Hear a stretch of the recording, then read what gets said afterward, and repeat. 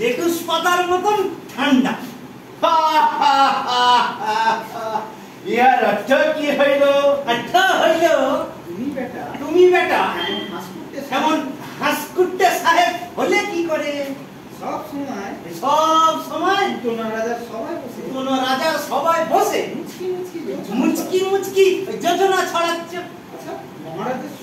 আচ্ছা মহারাজের সভাসদগণের পেছনে সভাসদ হওয়ার পেছনে মতলবটা কি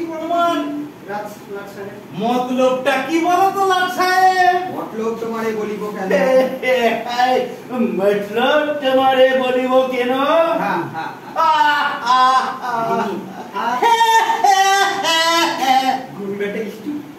তুমি একটা স্টুপিড। অর্থ কি হইল? ইহার অর্থ কি হইল?